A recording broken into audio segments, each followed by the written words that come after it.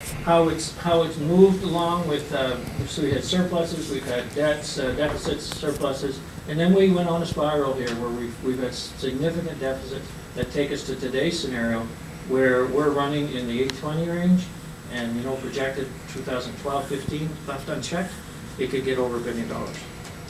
So we know that it can't be left unchecked.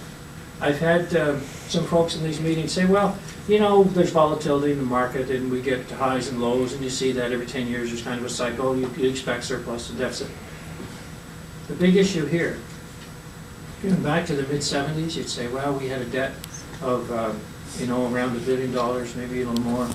And then you get into the late 80s, then you get into the mid to late 90s, up to $4 billion, 4.5, and then you get to today, and we're at $9 billion. So we're not coming out of these troughs and paying down the debt.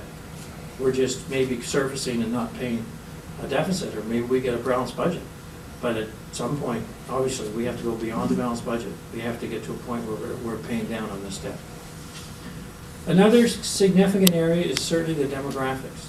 And what we see is going from what was at one time not long ago the youngest province in Canada to one of the oldest provinces in Canada. And I'm talking in terms of age of citizens. Looking at this, you can see the trend going from 0 to 19 years of age, and a reduction of almost 55,000 people under the age of 19 over the past 20 years. People moving to different parts of the country, but moving out of the province. Population not growing as much as we might have planned or hoped. And then many of you may be in the same situation that I'm in. I have 4 daughters, and 3 of them are out of the province. And I'm not happy to say that.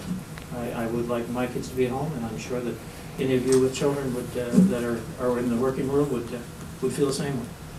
So what can we do about that, and what does it impact on us? If you say that the youth are going down, then how does that impact infrastructure? And particularly, if you look at education and the whole education and healthcare.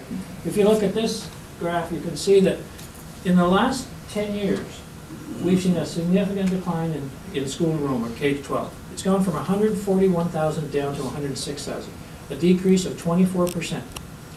While at the same time, the funding in the school districts has increased from $563 million to $953 million.